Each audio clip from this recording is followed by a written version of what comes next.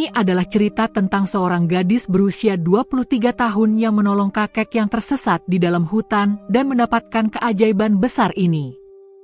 Mentari pagi mulai menyibak kabut tipis yang menyelimuti perbukitan. Burung-burung kecil bersahut-sahutan dari pepohonan, menyambut hari yang baru.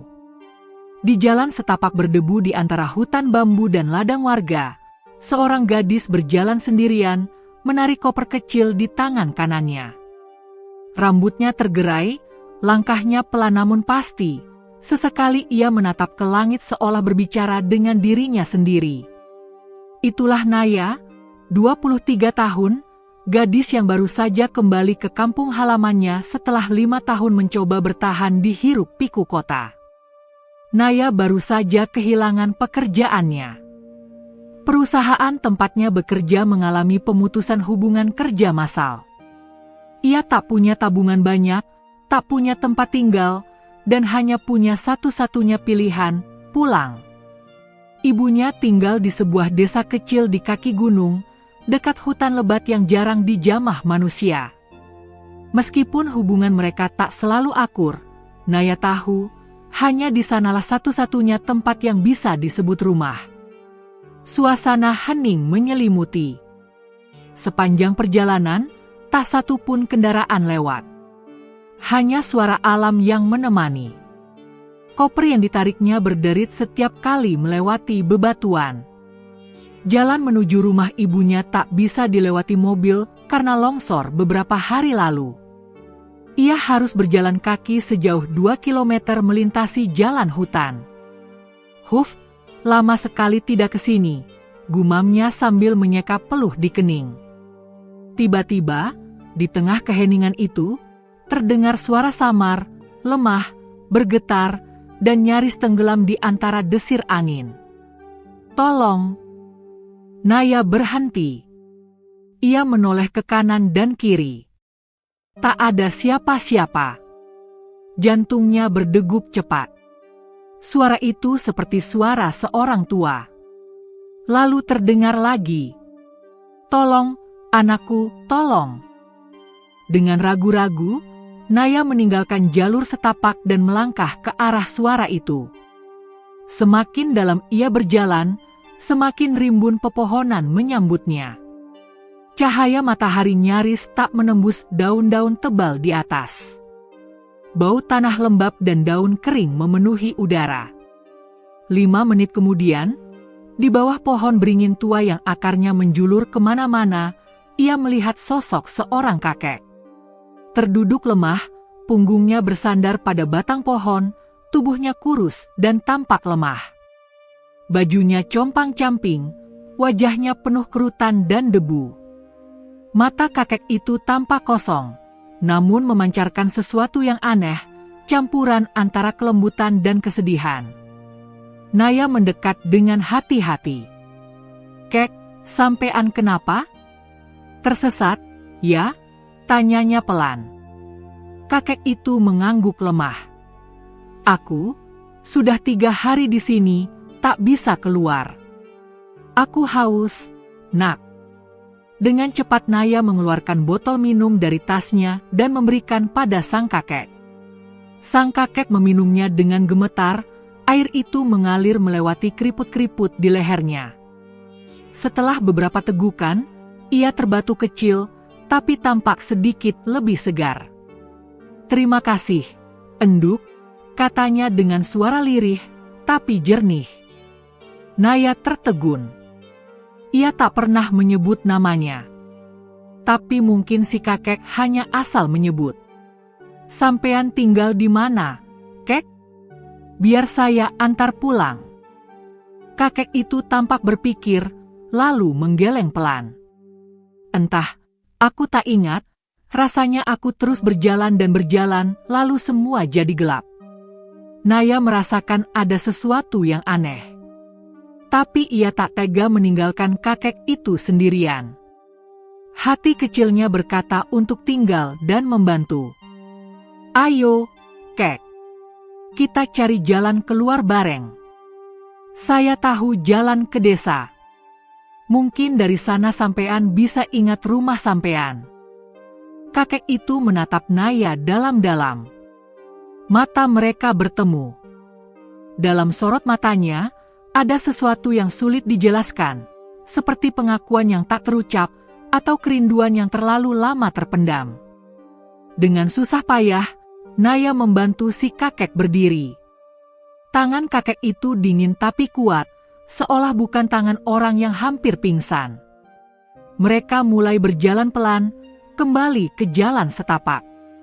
Namun, anehnya, jalur yang tadi dilewati kini tak terlihat. Semuanya tampak berbeda. Ranting pohon yang tadi patah, kini utuh kembali. Batu besar yang tadi ia lewati, menghilang. Naya mulai merasa ada yang tak beres.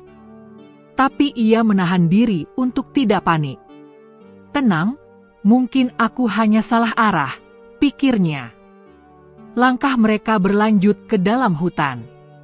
Sinar matahari mulai redup, kabut perlahan turun dari atas pepohonan. Jam di tangan Naya mati. Kompas di ponselnya berputar-putar tak tentu arah. Di balik semua itu, kakek tersebut justru terlihat tenang. Bahkan sesekali tersenyum seperti mengenali tempat-tempat yang mereka lewati. Seolah-olah ia bukan orang tersesat. Seolah-olah ia sedang mengantar Naya ke suatu tempat. Naya melirik kakek itu diam-diam. Siapa sebenarnya orang ini? Langit mulai berubah warna. Angin berhembus membawa suara-suara aneh dari kejauhan. Suara denting, seperti lonceng kecil. Suara-suara burung yang tak pernah ia dengar sebelumnya. Hutan itu seperti hidup. Naya mulai menggigil, bukan karena dingin, tapi karena firasatnya berkata, ia baru saja melangkah ke tempat yang tidak biasa. Dan di tengah langkah pertama mereka menembus kabut itu, kakek itu berbisik.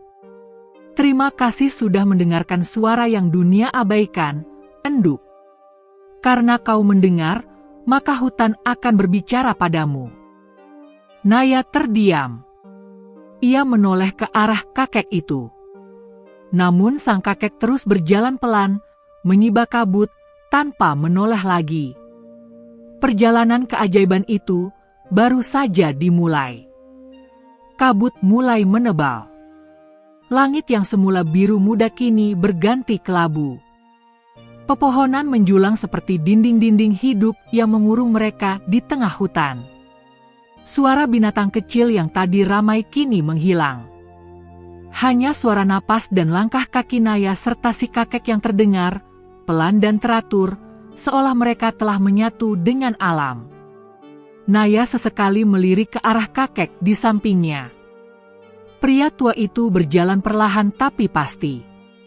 Meski sebelumnya tampak lemah dan hampir tak mampu berdiri, kini ia bisa menyusuri hutan tanpa terlihat kelelahan. Naya merasa ada kejanggalan. Tapi rasa iba dan tanggung jawab membuatnya terus mendampingi sang kakek. Sampean yakin kita ke arah yang benar, kek? Tanya Naya sambil menyibak ranting. Kakek itu tak langsung menjawab. Ia hanya tersenyum samar dan berkata, terkadang, jalan yang benar bukan yang terlihat di depan mata, tapi yang dirasa oleh hati. Naya mengerutkan kening. Jawaban itu terdengar seperti teka-teki. Tapi ia hanya mengangguk pelan dan melanjutkan langkah. Mereka sampai di sebuah persimpangan. Jalur bercabang 3. Tak ada tanda, tak ada bekas kaki. Semuanya tampak asing. Naya menghela napas panjang. Kek, saya benar-benar tidak tahu jalan. GPS saya mati. Kalau memang sampean tidak yakin, lebih baik kita kembali ke arah semula. Kakek itu menatap ketiga cabang jalan itu, lalu menunjuk ke arah kiri. Kita ke sana. Kenapa arah itu? Tanya Naya. Karena di sana ada ujung, jawabnya datar. Naya tak paham maksudnya. Tapi ia tetap mengikuti kakek itu. Mereka mulai memasuki jalur yang lebih gelap, dinaungi pohon-pohon besar yang daunnya rapat menutup langit. Akar-akar menggantung seperti tali dari langit.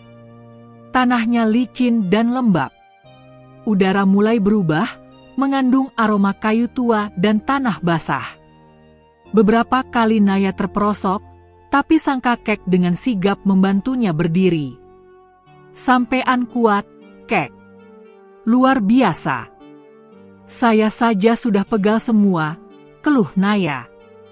Kakek itu hanya tertawa pelan.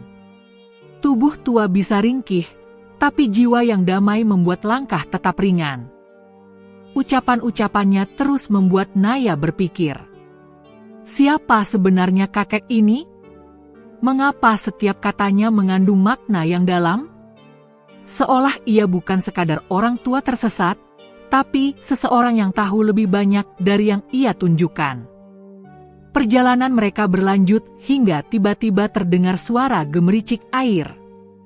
Mereka mendekat dan menemukan mata air kecil di antara batu-batu hitam berlumut. Airnya jernih, mengalir pelan namun terus-menerus. Di sisi batu, ada cekungan seperti baskom alami yang menampung air itu.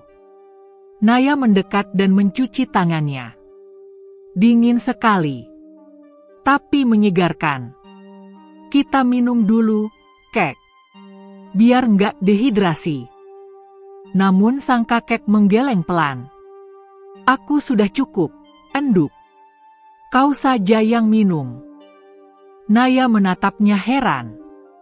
"Tadi sampean bilang haus." Kakek itu menatap mata air dan berkata pelan, "Haus itu kadang hanya ilusi. Yang benar-benar kita butuhkan seringkali bukan air, tapi kejelasan." Naya lagi-lagi terdiam. Ia merasa seperti sedang diajak bicara oleh seorang guru, bukan orang asing yang baru ia temui. Tapi ia tak banyak bicara lagi. Ia hanya minum beberapa teguk dan membasuh wajah. Setelah beristirahat sebentar, mereka kembali melanjutkan perjalanan. Jalur semakin menanjak, tapi suasana terasa lebih hening dari sebelumnya. Tidak ada lagi suara burung, jangkrik, atau hembusan angin. Seolah mereka memasuki ruang yang terputus dari dunia luar. Tiba-tiba kakek itu berhenti. "Kau ingat waktu kecil pernah ke hutan ini?" tanyanya. Naya mengernyit. "Pernah. Tapi sudah lama sekali. Waktu itu aku tersesat. Tapi ada seorang pria tua yang menyelamatkanku. Ia memberiku air dari bambu dan menggendongku keluar dari hutan." "Kau tahu siapa dia?" Naya menggeleng. "Waktu itu aku terlalu kecil. Bahkan aku sempat mengira itu mimpi. Tapi ibu bilang memang ada warga yang menemukan aku dan mengantarku pulang. Sejak itu aku takut masuk hutan sendirian." Kakek itu menatapnya dalam. Matanya tampak berkaca-kaca. "Ada hal-hal yang kau anggap mimpi, padahal nyata. Dan ada pula yang nyata, tapi sebenarnya hanya pengantar menuju sesuatu yang lebih besar." Naya mulai merasa merinding. Ia menatap kakek itu dengan mata penuh tanya. Tapi sebelum ia bisa bertanya, kakek itu sudah melanjutkan langkahnya. Ia mengikuti. Beberapa ratus meter kemudian, mereka sampai di tanah datar yang ditumbuhi semak-semak dan bunga liar berwarna ungu pucat. Di tengahnya berdiri pohon tua besar yang tampaknya telah berusia ratusan tahun. Dahan-dahannya menjulang tinggi, akar-akarnya menembus tanah dan melingkar seperti pelindung. Kakek itu berdiri di depan pohon, menunduk seolah memberi hormat. Lalu ia berkata, "Pohon ini bukan pohon biasa. Dulu disinilah aku menunggumu. Dan kini, disinilah perjalananmu dimulai kembali." Naya menatap pohon itu, jantungnya berdetak semakin cepat. Ia tak tahu mengapa, tapi pohon itu terasa akrab. Seolah ia pernah berada di sana sebelumnya, dalam mimpi, atau dalam kenangan yang terkubur sangat dalam. Lalu ia menatap kakek itu. "Siapa sampean sebenarnya?" Kakek itu tersenyum. Tapi sebelum menjawab, angin besar tiba-tiba bertiup dari arah utara, menggoyangkan ranting-ranting dan menerbangkan dedaunan. Kabut semakin tebal, dan suara hutan bergemuruh seperti sedang bicara. Kakek itu berkata pelan, "Pertanyaan itu akan terjawab ketika kau siap. Sekarang, kita harus lanjut. Hutan akan menutup pintunya bila malam tiba." Naya menatap sekeliling. Tak ada jejak jalan yang bisa diikuti. Tapi ia tak ragu lagi. Ia tahu satu hal pasti, pria tua di sampingnya bukan orang biasa. Dan hutan ini bukan sekadar tempat pepohonan tumbuh, ia hidup, ia mendengar, dan ia menyimpan sesuatu yang selama ini tak terlihat oleh mata manusia. Dengan langkah berat, tapi hati yang mulai terbuka, Naya mengikuti sang kakek kembali menembus kabut. Langit mulai menggelap. Meski matahari belum benar-benar tenggelam, sinarnya sudah tak mampu menembus tajuk pepohonan yang semakin rapat. Naya dan sang kakek berjalan perlahan, menyusuri jalur hutan yang tak tampak seperti jalur. Semuanya tampak seragam, daun gugur, batang pohon, dan tanah lembab yang berulang-ulang. Tak ada penanda arah, tak ada suara alam seperti biasanya. Satu hal yang paling mencolok kini adalah kabut. Kabut putih tipis muncul seperti embusan napas dari tanah. Awalnya hanya menggantung di pergelangan kaki, tapi lama-lama naik hingga sebatas pinggang. Udara terasa dingin dan berat. Kabut itu seperti bergerak dengan sendirinya, bukan ditiup angin, tapi seperti memiliki nyawa. Sesekali kabut menggulung ke arah mereka, menyapu dedaunan, dan kembali diam. Naya menggigil. Ia merapatkan jaketnya sambil berkata, "Kenapa kabutnya aneh begini, kek? Biasanya tidak separah ini." Kakek itu menatap kabut, lalu berkata tenang, "Hutan ini tidak menyukai orang yang takut." "Maksudnya?" tanya Naya pelan, merasa bulu kuduknya berdiri. "Hutan ini hidup, enduk. Ia bisa merasakan isi hati orang yang melangkah di dalamnya. Bila kau datang dengan keraguan, ia akan membuatmu tersesat. Bila kau datang dengan ketulusan, ia akan membimbingmu keluar." Naya tertawa kecil, meski lebih karena cemas. "Saya bukan orang pintar soal alam atau spiritual, kek. Saya cuma mau bantu sampean keluar dari hutan ini." Kakek itu tersenyum. "Dan karena niatmu itulah, hutan ini memperhatikanmu." Perkataan itu semakin membuat Naya tidak tenang. Langkahnya terhenti ketika menyadari bahwa mereka kembali tiba di sebuah pohon yang sama, pohon besar yang akarnya menjulur seperti tangan. Ia yakin mereka baru saja melewati pohon itu 10 menit lalu. "Kek, kita kembali ke tempat tadi," serunya. Kakek itu tidak terkejut. Ia menatap pohon itu dengan tenang. "Waktu tidak lurus di sini, enduk. Kau bisa berjalan 1 jam, tapi kembali ke titik awal. Bisa jadi, yang diuji bukan kakimu, tapi hatimu." Naya mulai resah. Ia merasa seperti terjebak dalam mimpi. Semua yang logis dan rasional mulai retak. Ia mengeluarkan ponsel dari tas, mencoba membuka peta digital. Tapi seperti sebelumnya, sinyal menghilang, dan layar hanya menampilkan arah kompas yang berputar-putar tak tentu arah. "Ini gila, saya bukan orang yang percaya hal mistis, kek. Tapi ini tidak masuk akal." Kakek itu duduk di akar pohon dan mengisyaratkan Naya untuk ikut duduk. "Kadang, untuk bisa keluar, kau harus berhenti berlari," katanya tenang. Dengan enggan, Naya duduk. Ia mencoba mengatur napasnya. Meski tubuhnya mulai lelah, pikirannya jauh lebih kacau. Ia menatap sekeliling. Kabut makin tebal, dan suara hutan semakin hening. Tidak ada satupun burung, jangkrik, atau daun yang jatuh. Semua diam. Seolah waktu membeku. Kenapa saya bisa masuk ke tempat seperti ini? Gumam Naya pelan, nyaris seperti bicara kepada dirinya sendiri.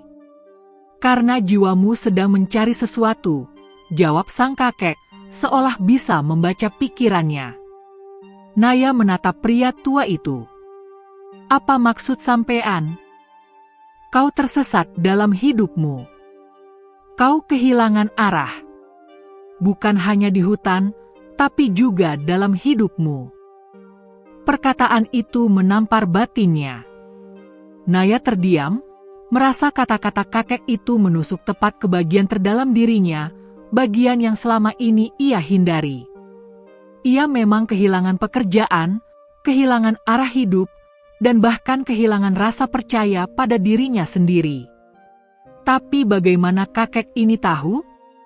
Sampean bisa membaca hati orangnya? Tanya Naya pelan.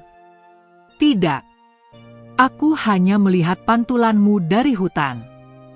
Alam tidak pernah berbohong. Ia mencerminkan siapa kita sebenarnya. Naya menunduk. Ia merasa telanjang, seolah hutan ini sedang membuka setiap lapisan luka dalam dirinya. Tiba-tiba, kabut bergulung lebih padat. Suara langkah terdengar dari kejauhan. Naya menegang. Ia menoleh ke arah asal suara. Kabut membuka sedikit, dan ia melihat sesosok bayangan. Bukan binatang. Bukan manusia biasa. Tapi samar-samar seperti dirinya sendiri. Berdiri mematung, menatap balik ke arahnya. Apa itu? Bisiknya dengan suara tercekat. Itu adalah dirimu yang kau abaikan. Bayangan itu perlahan menghilang saat Naya memejamkan mata. Kenapa semua ini terjadi pada saya? Tanyanya lirih. Karena kau adalah satu dari sedikit orang yang masih mau mendengar. Hearwat. Naya mengerutkan kening. Dengar, bukan hanya dengan telinga, tapi dengan hati. Dunia sudah terlalu bising. Semua ingin bicara, tapi tak ada yang mau mendengar. Maka hutan memilihmu. Naya menggeleng. Saya bukan siapa-siapa, Kek. Saya gagal di kota. Saya tak punya keahlian khusus. Saya hanya perempuan biasa yang kebetulan lewat dan tidak ada yang kebetulan. Kata-kata itu menggantung di udara, seperti gema yang menyentuh langit-langit hati Naya.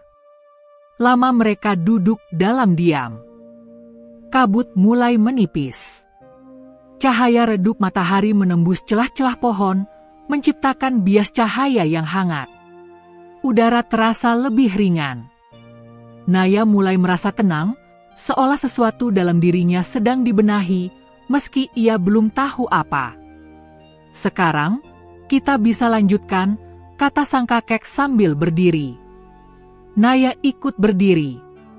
Aneh, lututnya yang tadi lemas kini terasa lebih kuat. Langkahnya terasa lebih ringan. Ia memandang ke depan. Jalur kecil yang sebelumnya tak tampak, kini mulai terlihat jelas, seolah kabut membukanya sendiri. Mungkin saya belum tahu jawabannya, Kek, tapi saya ingin lanjut, kata Naya. Kakek itu mengangguk sambil tersenyum. Itulah awalnya. Mereka melangkah kembali. Hutan masih misterius. Tapi kini, Naya tak lagi merasa takut. Ia tahu, kabut yang tadi mengaburkan pandangannya, sebenarnya datang dari dalam dirinya sendiri. Malam tiba dengan hening yang aneh. Tak seperti malam biasa di hutan yang dipenuhi suara jangkrik dan hewan malam, malam ini sunyi. Terlalu sunyi. Bulan separuh menggantung tinggi di langit, cahayanya samar tertutup lapisan tipis kabut yang belum sepenuhnya menghilang. Naya dan kakek berhenti di sebuah tempat terbuka, hamparan rumputan yang dikelilingi pepohonan tua. Di tengahnya ada batu besar yang rata dan bersih, cukup luas untuk mereka duduki. Di atasnya, beberapa daun kering jatuh seperti sengaja digelar sebagai alas. "Di sini saja kita bermalam," ucap kakek tenang. Naya mengangguk. Tubuhnya lelah. Kakinya pegal. Tapi hatinya justru terasa ringan. Ada sesuatu yang berubah sejak kejadian kabut tadi. Sejak ia melihat bayangan masa kecilnya, ingatan-ingatan yang selama ini terkubur mulai muncul seperti gelembung udara di dasar air, muncul perlahan dan tak bisa dibendung. Sambil duduk di batu, ia memeluk lutut, menatap langit gelap di antara dahan pohon. "Kek," panggilnya lirih. "Dulu waktu kecil, saya benar-benar pernah tersesat di hutan ini." "Itu bukan mimpi, ya?" Kakek menoleh. "Itu bukan mimpi. Tapi banyak orang lebih mudah melupakan kenyataan daripada menerima bahwa yang tak bisa dijelaskan adalah bagian dari hidup mereka." Naya menarik napas panjang. "Saya ingat sedikit, saya menangis, saya ketakutan, dan tiba-tiba ada orang tua datang. Ia menenangkan saya, menyuruh saya minum dari bambu yang dipotong, lalu menggendong saya." Ia terdiam sejenak. "Apa itu sampean?" tanyanya langsung. Kakek tak menjawab. Ia hanya tersenyum dan menatap langit, seolah berbicara kepada waktu. "Kau kira waktu itu berjalan hanya ke depan, enduk," katanya kemudian. "Tidak selalu. Kadang, waktu melingkar. Kadang, sesuatu dari masa lalu datang bukan untuk dikenang, tapi untuk menuntun." Naya mengerutkan kening, mencoba memahami. "Aku akan ceritakan sesuatu," lanjut sang kakek. "Dulu, ada seorang gadis kecil yang terjatuh ke dalam lembah kecil di hutan ini. Tak ada yang tahu bagaimana ia bisa sampai sejauh itu. Tapi hutan tahu. Dan hutan memanggil seseorang untuk menjemputnya." "Maksud sampean, saya gadis kecil itu?" Kakek menatapnya dengan mata yang jernih. "Bukan aku yang menyelamatkanmu. Hutanlah yang mengirimku. Sama seperti sekarang, ketika kau yang datang menolongku." Naya menunduk, matanya mulai basah. "Lalu, kenapa saya tidak pernah ingat semuanya dengan jelas?" "Karena manusia tumbuh dan melupakan. Apa yang dulu dianggap ajaib, kini dianggap hayalan. Dan apa yang dulu membuatmu terselamatkan, sekarang kau anggap hanya kebetulan." Naya menggigit bibir. Kata-kata itu mengoyak hatinya. Ia menyadari betapa hidupnya selama ini penuh ketergesaan. Mengejar karir, mencari pengakuan, hingga lupa bahwa hidup pernah menyelamatkannya dengan cara yang tak bisa dijelaskan logika. Angin malam bertiup lembut. Udara mulai sejuk. Daun-daun berguguran pelan. Kakek telah membaringkan tubuhnya di atas batu, beralaskan daun. Ia memejamkan mata. Naya mengikuti. Ia berbaring di samping batu itu, memeluk tas kecilnya. Matanya perlahan terpejam. Dalam mimpi, ia kembali menjadi anak kecil. Berusia sekitar 7 tahun. Ia mengenakan baju merah muda dan sandal jepit. Tangan kecilnya memegang boneka lusuh. Di sekelilingnya hanya pepohonan tinggi, kabut, dan suara gemericik air. Ia menangis. Memanggil ibunya. Tapi tak ada jawaban. Lalu dari kejauhan terdengar suara lembut, "Jangan takut, enduk." Seseorang muncul dari balik pohon. Pria tua berpakaian sederhana, memikul tongkat kayu, dan membawa bambu kecil di tangan. Wajahnya teduh, sama persis seperti kakek yang kini bersamanya. Pria itu mengelus kepala Naya kecil, lalu duduk bersamanya. Ia menyalakan api kecil dari batu dan ranting, memasak air di dalam bambu, lalu menuangkan air hangat itu ke telapak tangan Naya kecil dan berkata, "Minumlah, ini akan menenangkanmu." Naya kecil meminumnya. Hangat. Lalu ia tertidur di pangkuan pria tua itu sambil memeluk boneka lusuhnya. Sebelum tertidur dalam mimpinya, Naya mendengar suara pria tua itu berbisik, "Jika suatu hari kau kembali, hutan ini akan mengingatmu." Terbangun. Naya terjaga dengan napas terengah. Matahari pagi menyusup dari sela dedaunan, menyinari wajahnya. Udara segar menyambut. Tapi tubuhnya terasa berat, bukan lelah, tapi karena emosi yang penuh. Ia duduk perlahan dan menatap sekeliling. Kakek itu masih ada, duduk bersila sambil menatap matahari terbit. Sampean, Naya tercekat. Kakek menoleh dan tersenyum. "Sudah kau lihat mimpimu?" Naya mengangguk pelan. "Itu nyata, ya? Lebih nyata dari yang kau kira." Naya menunduk, air matanya jatuh. Tapi kali ini bukan karena takut atau bingung, melainkan karena rasa syukur yang dalam. Ia merasa baru saja dipertemukan kembali dengan bagian penting dari hidupnya, bagian yang selama ini ia lupakan. "Terima kasih, Kek." "Terima kasih untuk apa?" "Untuk tetap menunggu saya kembali."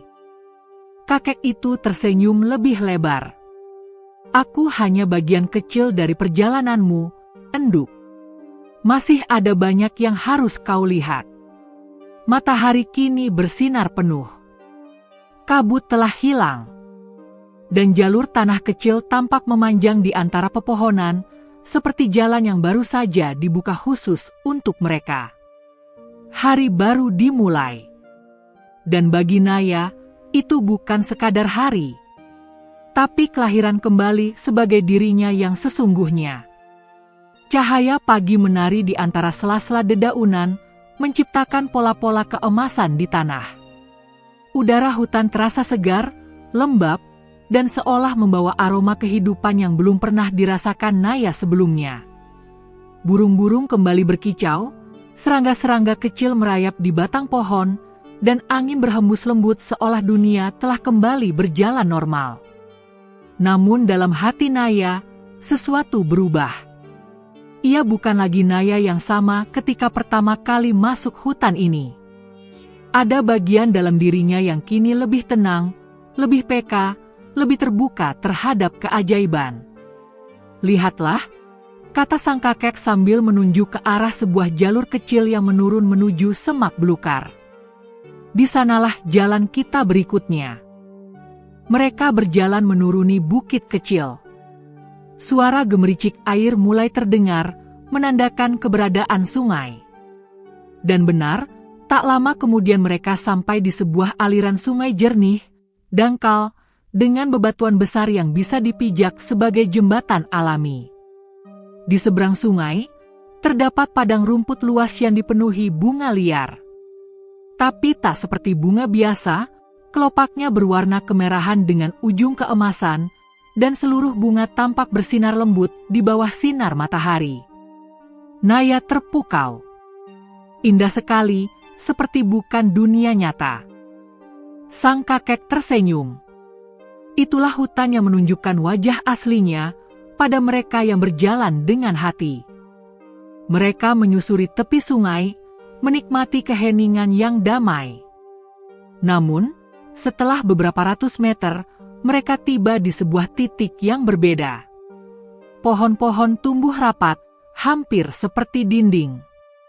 Di tengahnya, terdapat satu pohon besar menjulang tinggi dengan batang keemasan dan daun-daun seperti kristal. Di bawahnya, terdapat buah-buah yang menggantung. bulat, berwarna ungu tua dengan guratan perak menyilaukan. "Apa itu buahnya, Kek?" tanya Naya, tak bisa menyembunyikan rasa penasarannya. Kakek menatap buah itu dengan mata tenang. "Itulah buah ujian." Naya menoleh cepat. "Ujian?" Kakek mengangguk. "Setiap orang yang melewati bagian hutan ini akan diuji. Bukan oleh aku, bukan oleh makhluk apapun, tapi oleh dirinya sendiri." Belum sempat Naya bertanya lebih lanjut, terdengar suara dari semak belukar di belakang mereka.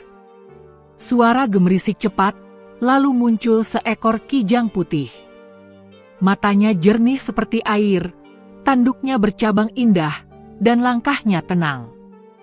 Hewan itu berjalan mendekat pelan, lalu berhenti tepat di depan Naya. Ia membawa sesuatu di mulutnya, buah yang sama, ungu dengan guratan perak. Ia menjatuhkannya di kaki Naya. "Kenapa dia memberiku ini?" bisik Naya. Kakek menjawab, "Karena dia tahu kau lapar. Tapi sekarang, pilihanmu diuji." Naya menatap buah itu. Aromanya harum, menggoda. Perutnya memang lapar. Sejak pagi ia belum makan. Tapi di dalam dirinya ada dorongan lain. Ia merasa tidak pantas memakan buah itu. Atau mungkin belum waktunya. Ia menatap kijang itu. "Apakah ini jebakan?" Kakek menjawab pelan, "Tidak semua godaan adalah jebakan. Tapi setiap godaan adalah pertanyaan." Naya menelan ludah. Ia duduk, memandangi buah itu. Lalu perlahan ia mendorongnya kembali ke arah kijang. "Terima kasih, tapi aku belum pantas memakannya." Kijang itu menatapnya, lalu mengangguk.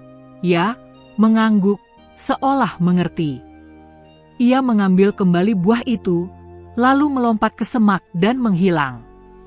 Kakek tersenyum. "Kau lulus." "Lulus apa?" "Lulus dari ujian pertama, keinginan." Naya mengerutkan kening. "Jadi, kalau saya makan tadi, apa yang akan terjadi?" "Tidak ada bencana. Tapi mungkin kau akan kehilangan bagian penting dari perjalananmu.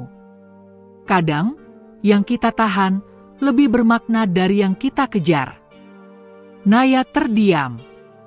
Kata-kata itu mengena. Ia sadar, hidupnya selama ini selalu dikejar oleh ambisi, pekerjaan, pencapaian, pengakuan. Tapi di hadapan buah yang sederhana itu, ia baru sadar bahwa menahan diri adalah bentuk tertinggi dari kebijaksanaan.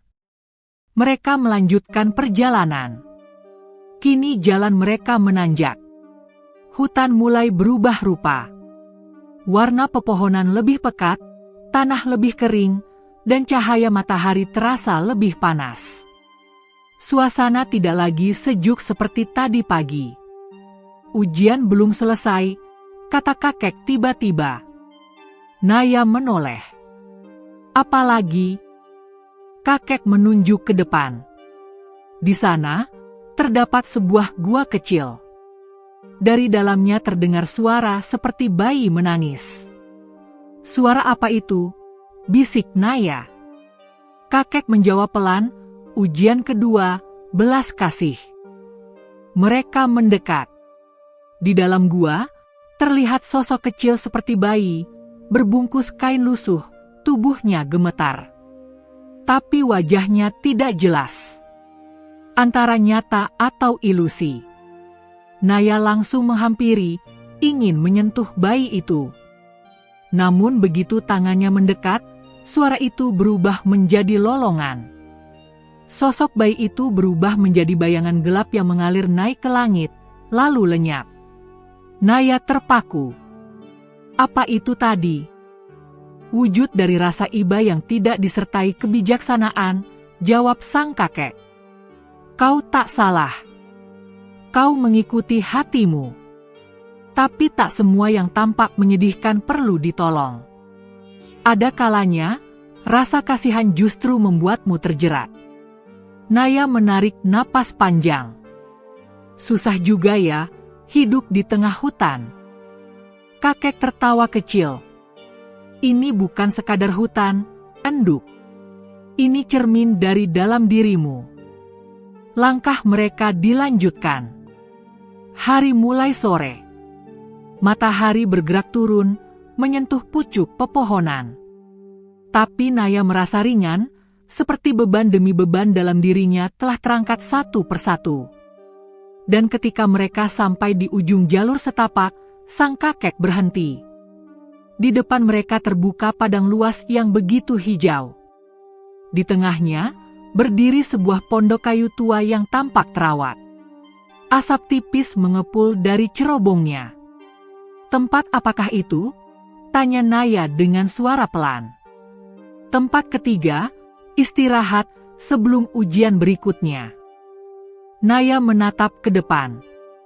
Ia merasa hutan ini bukan hanya menyesatkan atau menenangkan, tapi menyadarkannya tentang siapa ia sebenarnya, bukan dari luar, tapi dari dalam. Langkah Naya terasa ringan saat mendekati pondok kayu di tengah padang hijau. Udara sore itu mengalir lembut, membawa aroma rumput basah dan kayu terbakar. Pondok itu tampak sederhana, atapnya dari ilalang kering, dindingnya dari kayu tua yang masih kokoh. Tapi entah kenapa, suasana di sekitarnya begitu menenangkan, seperti pulang ke tempat yang tak pernah ia kenal, tapi sangat ia rindukan. Kakek berjalan di depan, membuka pintu pondok yang ternyata tidak dikunci.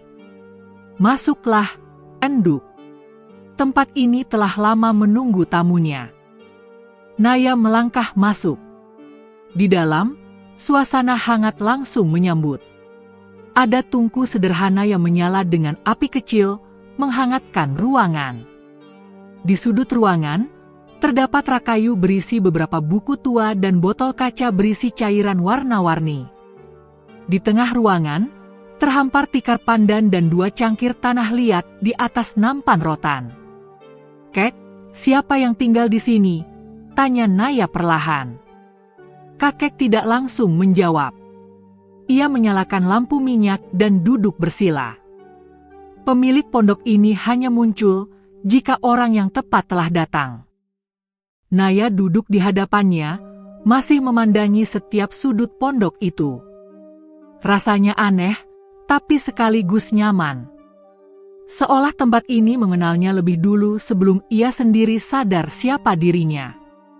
Tiba-tiba, angin dari luar meniup pintu kayu perlahan terbuka. Dan di ambang pintu, berdirilah seorang pria. Tinggi, tegap, wajahnya teduh. Janggut tipis menghiasi dagunya. Yang paling mencolok adalah jubah putih bersih yang ia kenakan, seolah tak tersentuh debu hutan sama sekali. Langkahnya ringan, nyaris tak bersuara saat masuk ke dalam pondok. Naya refleks berdiri. Siapa dia, Kek? Kakek hanya tersenyum dan mengangguk penuh hormat ke arah pria itu. Dialah penjaga cahaya di antara kabut, bisiknya. Pria berjubah putih duduk perlahan di antara mereka. Ia memandangi Naya tanpa intimidasi, tapi tatapannya seperti menembus dinding jiwanya yang terdalam. "Namamu Naya?" ucap pria itu dengan suara tenang. Anak dari keturunan yang lupa akan asalnya. Naya terpaku. "Sampean kenal saya? Kami mengenal jiwamu jauh sebelum tubuhmu menginjak tanah ini." Naya menelan ludah. "Kami?" Pria itu mengangguk. "Kami adalah bagian dari penjaga hutan ini. Tapi bukan penjaga pepohonan. Kami menjaga cahaya yang nyaris padam di hati manusia. Setiap ratusan bulan, akan datang satu jiwa yang tersesat, tapi siap untuk dihidupkan kembali." Naya menggeleng pelan. Saya cuma orang biasa. Saya bahkan hampir menyerah dalam hidup saya. Justru karena itulah kau dipilih, potong pria itu lembut.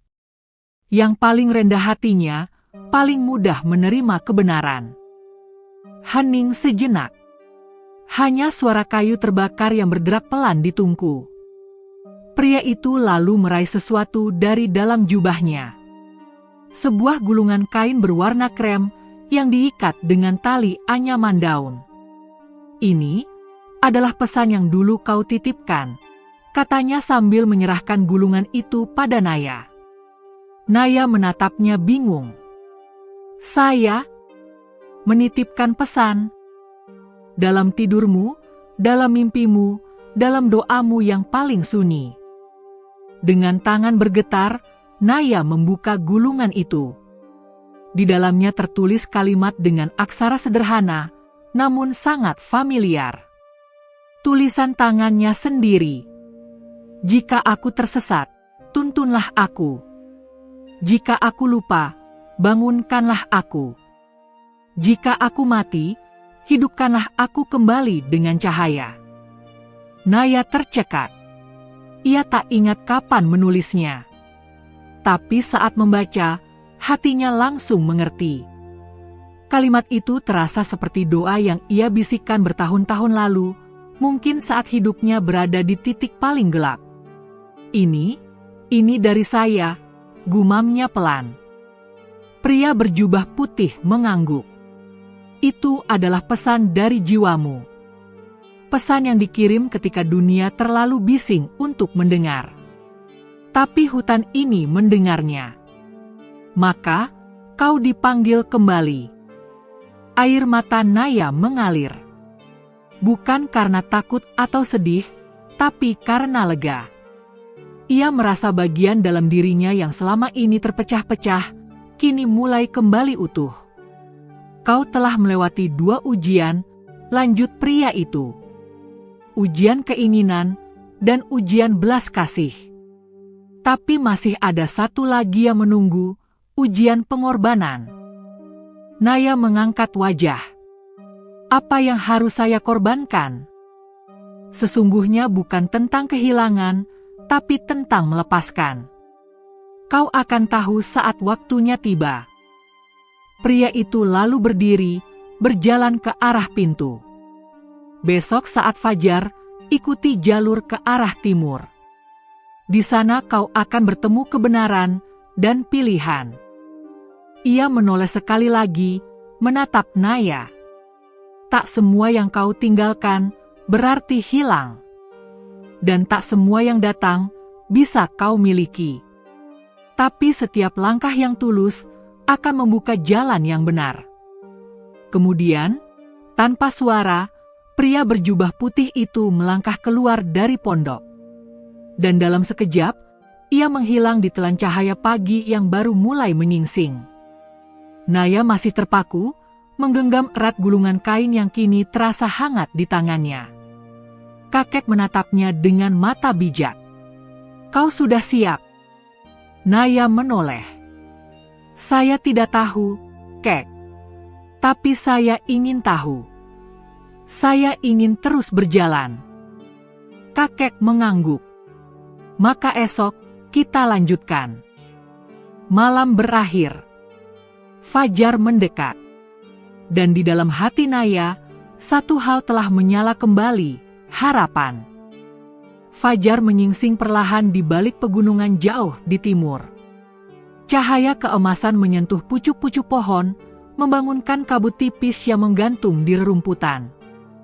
Pondok kayu itu masih sunyi. Namun di dalamnya, Naya sudah bersiap. Ia berdiri di ambang pintu, menggenggam erat gulungan kain pemberian lelaki berjubah putih. Matanya sayu, tapi hatinya teguh. Kakek menghampiri dengan langkah tenang. Ia membawa tongkatnya, dan menyampirkan selendang tua ke bahunya. Waktunya tiba, ucapnya pelan. Naya mengangguk. Tanpa banyak kata, mereka melangkah keluar, menyusuri padang rumput yang kini diterangi cahaya lembut pagi. Jalur ke arah timur menurun perlahan, menyambung dengan jalan sempit yang diapit oleh tebing rendah dan barisan pohon pinus. Burung-burung berkicau riang, tapi suara itu terasa jauh. Hati Naya penuh dengan pertanyaan. Apa yang harus aku lepaskan? Apa yang harus kukorbankan? Semakin jauh mereka berjalan, suasana hutan kembali berubah. Tanah yang semula lembut dan berumput kini berubah berbatu. Pepohonan makin jarang. Langit terlihat lebih terbuka, tapi udara menjadi lebih panas. Jalanan menanjak, dan di kejauhan tampak sebuah bukit tandus, tanpa pohon, tanpa rumput, hanya batu dan tanah merah. Kakek berhenti di bawah bukit itu. Di sanalah tempat ujian ketigamu. Naya menatap bukit itu. Tak ada yang istimewa dari luar. Tapi entah kenapa, dadanya terasa sesak saat memandangnya. Apa yang akan saya hadapi di sana, Kek? Kakek tidak menjawab. Ia hanya mengangkat tongkatnya dan menunjuk ke atas. Kau harus naik sendiri. Aku menunggumu di sini. Naya diam sesaat. Tapi ia tahu, tak ada jalan mundur. Ia mulai menapaki tanjakan dengan napas teratur. Semakin tinggi ia mendaki, angin bertiup lebih kencang, dan udara terasa lebih tipis. Tapi yang paling terasa adalah suara. Bukan suara alam, tapi suara dari dalam kepalanya sendiri. Untuk apa semua ini? Kau buang-buang waktu. Hidupmu bisa lebih mudah tanpa semua ini. Kau hanya gadis gagal, berpura-pura mencari makna. Naya berhenti sejenak, menutup telinga. Tapi suara itu tetap terdengar. Kau tidak pantas. Kau akan kalah lagi. Sama seperti dulu. Naya gemetar. Lututnya melemas. Ia duduk di atas batu, memejamkan mata. Lalu, ia mendengar suara lain. Lebih pelan, tapi hangat. Jika aku tersesat, tuntunlah aku. Ia terkejut. Itu adalah kalimat dari gulungan kainnya. Ia membuka matanya dan menarik napas dalam. Dengan perlahan, ia kembali berdiri dan melanjutkan perjalanan ke atas bukit. Dan akhirnya, ia tiba di puncak. Di sana, berdiri sebuah cermin besar. Tapi bukan cermin biasa. Permukaannya tidak memantulkan wajah, melainkan kenangan. Begitu Naya berdiri di hadapannya, muncul bayangan-bayangan. Seorang gadis kecil menangis di hutan. Seorang remaja duduk sendiri di kamar, diabaikan oleh keluarganya. Seorang wanita muda duduk di kantor, dimarahi atasan karena hasil kerjanya. Dirinya yang sekarang, sendirian di puncak bukit, membawa semua luka yang belum pernah sembuh. Air matanya jatuh. Perlahan, cermin itu menampilkan luka-luka batin yang selama ini ia pendam. Semua kegagalan, penolakan, pengkhianatan. Tapi dari semua itu, ada satu bayangan yang paling menyakitkan. Dirinya sendiri memandang penuh kecewa ke arah dirinya. Tiba-tiba, dari balik batu, muncul sosok lelaki berjubah putih. Ia menatap Naya dengan tatapan dalam. Pengorbanan terbesar, bukan kehilangan harta, bukan melepas orang yang kau cintai. Tapi, katanya pelan, mengikhlaskan versi dirimu yang selama ini kau pertahankan, meski itu menyakitkan. Naya menatap cermin itu, lalu memejamkan mata.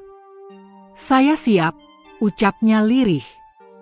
Pria itu mengangguk. Kalau begitu, masuklah ke dalam cermin. Naya terkejut. Masuk. Iya. Bukan untuk melihat, tapi untuk melewati. Di dalam, kau harus memilih, terus menjadi seperti yang dunia bentuk, atau menjadi dirimu yang sejati. Setelah ragu sejenak, Naya melangkah. Cermin itu berubah seperti air, beriak, bergetar. Dan begitu ia menembusnya, semuanya gelap. Di dalam cermin, ia berdiri di sebuah ruangan putih. Tak ada dinding, tak ada langit, hanya dirinya dan satu sosok lain. Sosok itu adalah dirinya sendiri, tapi tampak berbeda. Lebih muda, lebih angkuh, lebih dingin. Aku adalah kamu yang selama ini kau bela mati-matian, kata sosok itu. Aku yang kuat, yang tak pernah menangis, yang tidak butuh siapapun. Naya menatapnya. Tapi aku lelah jadi kamu. Aku lelah berpura-pura kuat. Kau akan jadi lemah tanpaku. Naya menggeleng. Tidak. Aku akan jujur. Dan kejujuran bukan kelemahan. Sosok itu tersenyum sinis. Kalau begitu, bunuh aku. Naya terdiam. Lalu ia berkata pelan, aku tidak akan membunuhmu. Aku akan memelukmu. Lalu, melepaskanmu. Ia melangkah dan memeluk sosok itu. Sosok itu memberontak, menolak. Tapi pelukan Naya erat. Dan perlahan, tubuh sosok itu berubah jadi serpihan cahaya. Menghilang. Kembali ke dunia nyata. Naya terjatuh di atas tanah puncak bukit. Matahari telah tinggi. Di sekelilingnya, angin bertiup tenang. Cermin sudah hilang. Tapi dalam hatinya, ia tahu, ia baru saja mengorbankan ego lamanya. Kakek muncul dari balik batu. Ia menatap Naya dengan tatapan lembut. Bagaimana rasanya? Naya berdiri perlahan. Sakit, tapi ringan. Kakek tersenyum. Maka kau telah lulus. Naya menatap langit. Untuk pertama kalinya, ia merasa kosong, tapi bahagia.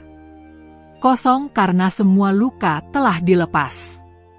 Bahagia karena akhirnya ia mengenal dirinya sendiri. Langit timur mulai memutih. Cahaya lembut membias dari balik cakrawala, menandakan datangnya pagi yang baru. Tapi bagi Naya, pagi ini terasa berbeda. Bukan sekadar pergantian hari, tapi kelahiran kembali. Ia duduk di atas batu puncak bukit, memejamkan mata, meresapi setiap hembusan angin yang menyapu wajah dan rambutnya. Di dalam dirinya, ada keheningan yang belum pernah ia rasakan. Bukan karena dunia tak bersuara, tapi karena ia tak lagi bertarung melawan suara-suara di dalam kepalanya sendiri. Kakek berdiri beberapa langkah di belakangnya, menatap Naya tanpa berkata apa-apa. Sorot matanya lembut, seperti seorang ayah yang menyaksikan anaknya bangkit dari luka yang panjang. Tak lama kemudian, dari timur, cahaya yang sangat terang muncul. Bukan cahaya matahari biasa. Bukan pula kilatan petir. Tapi seberkas cahaya keemasan, seperti pilar langit yang turun dari surga ke bumi. Di tengah cahaya itu, tampak sesosok makhluk bersayap berdiri di atas tanah, tak jauh dari puncak bukit. Sayapnya besar, putih bercahaya, dan wajahnya teduh namun tak bisa dilihat jelas, seolah terlindung kabut cahaya. Naya ternganga. Kakinya hampir gemetar. Kek, itu. Kakek mengangguk pelan. Itulah utusan cahaya. Makhluk itu melangkah perlahan. Setiap langkahnya membuat rerumputan tumbuh di tanah tandus. Udara yang kering berubah sejuk, dan bunga-bunga putih kecil bermekaran dari batu-batu keras. Naya berdiri, tubuhnya gemetar bukan karena takut, tapi karena haru yang luar biasa. Makhluk itu berhenti di hadapannya, lalu berbicara dengan suara yang tak terdengar, tapi terasa langsung di dalam dada. Wahai jiwa yang telah menempuh jalan pengorbanan, kini waktumu untuk menerima apa yang selama ini ditahan semesta. Tiba-tiba, dari tangan makhluk bersayap itu, muncul sebutir cahaya kecil, bulat, hangat, dan berkilauan. Cahaya itu melayang perlahan, masuk ke arah dada Naya. Dan saat menyentuh jantungnya, brak, seperti pintu terbuka dalam batinnya. Bayangan demi bayangan muncul. Tapi kali ini bukan kenangan menyakitkan, melainkan kenangan yang ia lupakan karena terlalu indah. Dirinya saat kecil, tertawa di pelukan ibu. Wajah almarhum ayahnya menggendongnya dan berkata, "Kamu cahaya, nak." Momen-momen kecil yang selama ini ia abaikan, sahabat yang memeluk saat ia gagal, guru yang memberi semangat, langit malam yang menyapanya saat ia sendirian. Semua hadir seperti pelukan hangat semesta. Air mata Naya mengalir deras. "Kenapa saya baru diingatkan sekarang?" gumamnya lirih. Makhluk itu kembali berbicara di dalam hatinya. "Karena luka telah menutup jendela jiwamu. Tapi kini kau telah membuka pintunya sendiri." Maka cahaya itu datang kembali. Cahaya di tubuh makhluk itu mulai memudar perlahan, dan tubuhnya berangsur menghilang, meninggalkan jejak bunga putih yang mengelilingi tempat ia berdiri. Naya tertegun. Ia menyentuh dadanya. Di sana, ada kehangatan yang konstan. Bukan luka, bukan trauma, tapi rasa damai yang belum pernah ia miliki sebelumnya. Kakek mendekat, menepuk bahunya. "Selamat datang kembali, Enduk," ucapnya. "Kenapa semuanya terasa seperti mimpi?" Kakek tersenyum. "Karena hanya jiwa yang terjaga yang bisa memahami bahwa dunia ini bukan hanya tentang logika, tapi juga tentang cahaya yang tak tampak oleh mata biasa." Naya menoleh. "Kek, siapa sebenarnya sampean ini?" Kakek terdiam. Lalu ia menghela napas panjang. "Aku bukan siapa-siapa. Tapi aku juga bukan sekadar orang tua biasa. Aku bagian dari mereka yang menjaga gerbang hutan ini. Tugas kami hanya satu, menunggu jiwa yang siap pulang ke cahaya." Naya menatap kakek itu dalam-dalam. Seketika, wajah kakek tampak berubah. Bukan fisiknya, tapi auranya. Ada cahaya halus yang memancar dari tubuhnya, dari setiap garis kerut wajahnya, dari sorot matanya yang kini tampak seperti menyimpan langit. "Kek, sampean bukan manusia biasa, ya?" ucap Naya pelan. Kakek hanya tersenyum dan menatap matahari. "Aku pernah menjadi manusia. Tapi setelah aku menyerahkan segalanya, aku diberi tugas untuk menuntun orang-orang sepertimu. Sepertiku, orang-orang yang pernah terluka begitu dalam, hingga lupa bahwa mereka diciptakan dari cahaya." Angin berhembus pelan. Naya tak bisa berkata-kata lagi. Dunia di sekitarnya terasa berbeda sekarang. Semua tampak lebih hidup. Warna daun lebih hijau. Langit lebih biru. Udara lebih harum. Bahkan langkah kakinya terasa lebih ringan, seperti tak ada lagi beban masa lalu yang menahan. "Kek," ucap Naya sambil menatap jauh ke lembah. "Kalau perjalanan ini selesai, saya akan pulang ke kota. Tapi saya rasa, saya tak akan jadi orang yang sama lagi."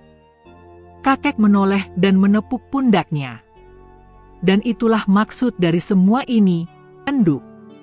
Bukan untuk mengubah tempatmu, tapi untuk mengubah cara pandangmu." Mereka mulai turun dari bukit, melalui jalur yang kini terasa asing dan akrab sekaligus. Di kanan kiri jalur itu, bunga-bunga kecil bermekaran, seolah ikut memberi salam perpisahan. Naya menatap langit. Dalam hati kecilnya, ia berkata, "Aku tak lagi takut. Aku tak lagi marah.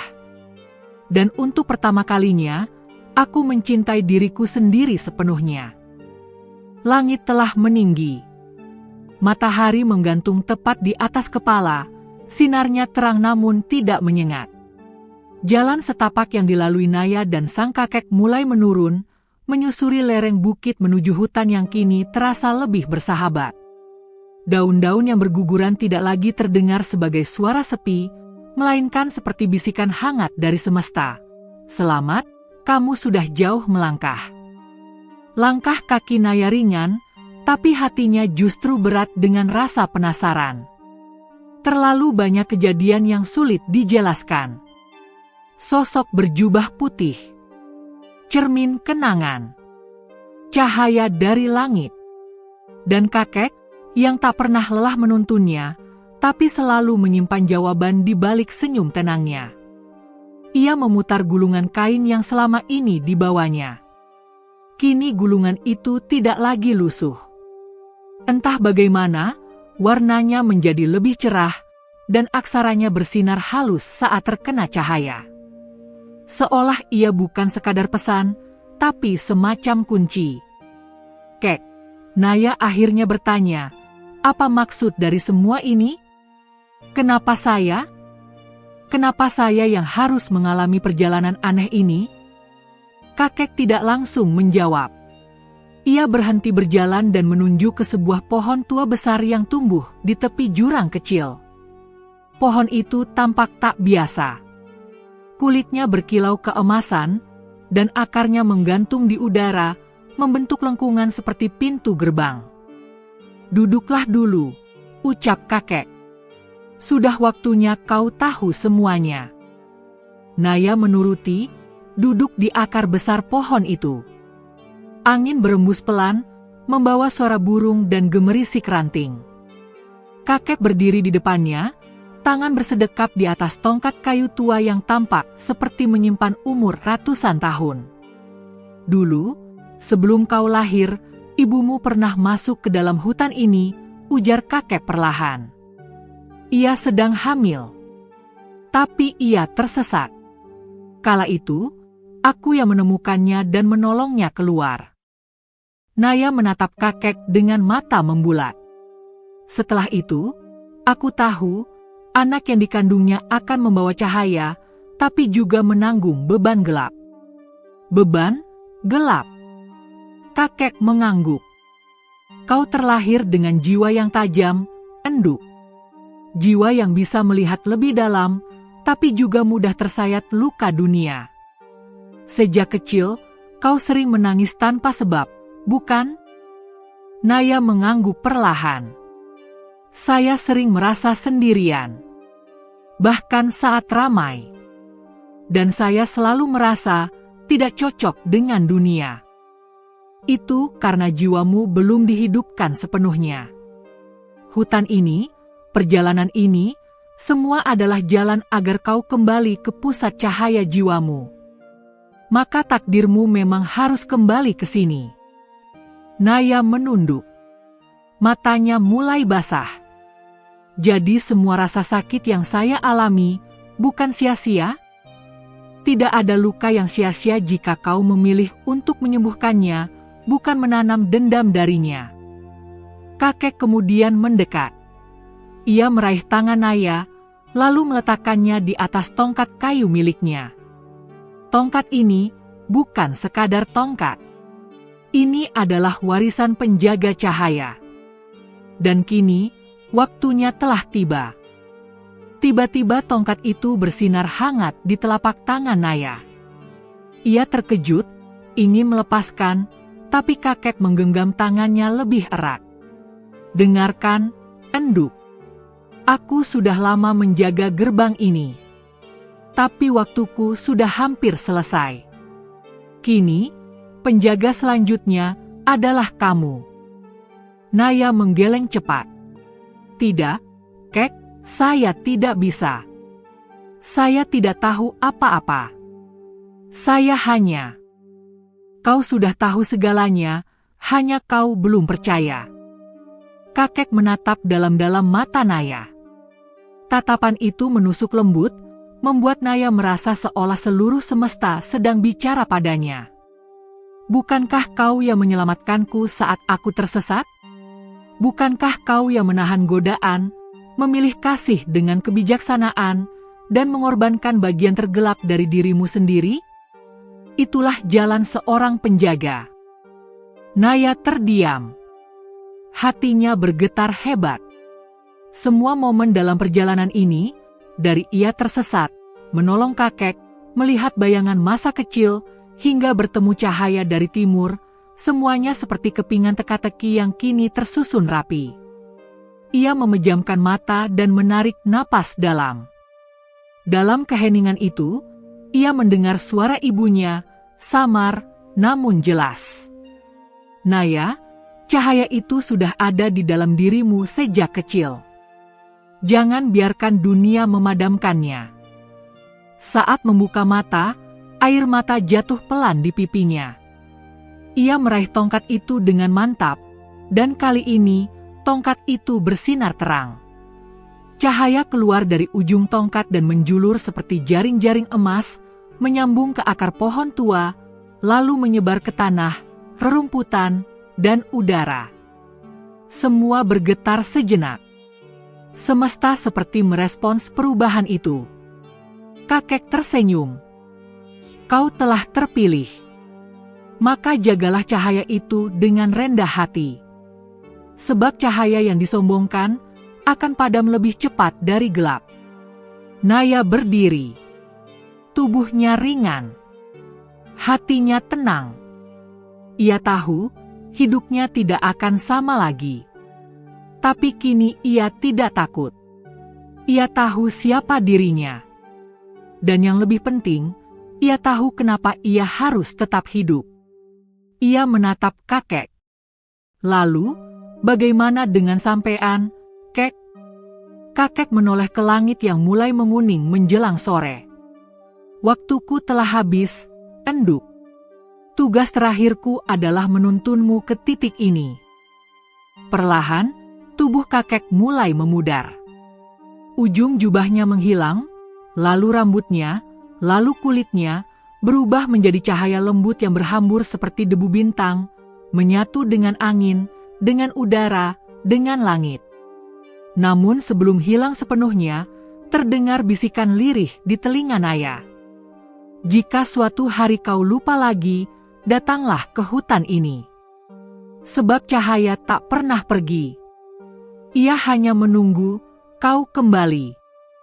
Dan kakek pun lenyap. Naya berdiri sendiri di bawah pohon besar itu. Tapi untuk pertama kalinya dalam hidupnya, ia tidak merasa sendiri. Karena ia kini tahu, ia adalah penjaga cahaya. Hutan perlahan kembali hening. Langit sore berubah jingga keemasan. Cahaya matahari menembus dedaunan, menciptakan bayangan panjang di antara pepohonan. Naya berdiri sendiri di bawah pohon besar tempat sang kakek menghilang, menggenggam tongkat kayu warisan sang penjaga cahaya. Di dalam dirinya, tidak ada lagi keraguan. Tidak ada ketakutan. Tidak ada luka lama yang menjerit. Yang ada hanyalah keheningan dan kekuatan baru yang menyala dari dalam. Ia tahu, hari ini bukan hanya penutup perjalanan, tapi permulaan hidup yang sesungguhnya. Langkahnya menapaki jalur hutan yang telah dikenalnya. Tapi kali ini, bukan sebagai gadis yang tersesat, melainkan sebagai penjaga cahaya yang telah menemukan jalannya sendiri. Saat malam jatuh, langit dipenuhi bintang. Naya tidur di bawah langit terbuka, berselimutkan dedaunan dan angin malam. Tapi tak ada rasa takut. Hutan seolah mengenalinya. Dedaunan tidak berisik. Serangga tidak mengganggu. Bahkan binatang malam hanya menatap dari kejauhan, seakan menyapa dalam diam. Dalam tidurnya, Naya bermimpi. Ia melihat sang kakek berdiri di tepi danau, tersenyum. "Teruslah berjalan, Enduk. Bawalah cahaya itu kemanapun kau melangkah." Saat fajar menyingsing, Naya melanjutkan perjalanan. Kali ini, hutan tak lagi terasa lebat atau menyeramkan. Ia tahu setiap belokan. Setiap pohon seakan memberikan jalan. Dan beberapa jam kemudian, ia keluar dari hutan. Di luar hutan, dunia terasa berbeda. Hiruk-pikuk kehidupan kota kembali menyambutnya. Suara kendaraan, tawa orang-orang, dan derap langkah di trotoar, semuanya kembali seperti biasa. Tapi bagi Naya, tidak ada yang sama. Langkahnya menuju rumah kecilnya di pinggiran kota. Ibu Naya, yang sudah beberapa hari mencarinya dengan cemas, terkejut sekaligus menangis haru saat melihat putrinya tiba-tiba muncul di depan pintu. "Naya! Astagfirullah, kemana saja kamu, Nak?" Naya memeluk ibunya dengan erat, lebih erat dari sebelumnya.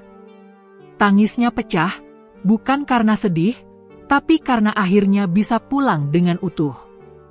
"Saya sudah pulang, Bu. Dan saya menemukan hal yang selama ini saya cari."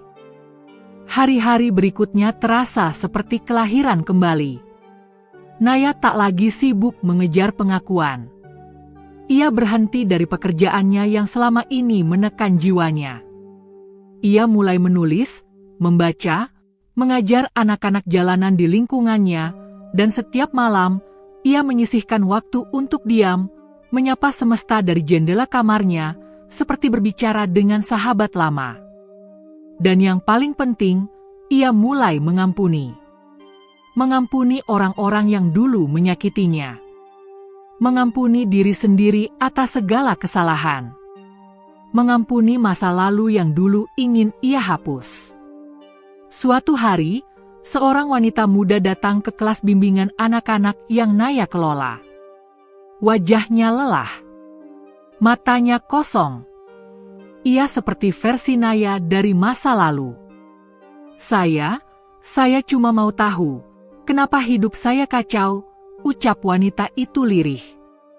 Naya menatapnya lama. Lalu menjawab dengan tenang. "Ada cahaya di dalam kamu.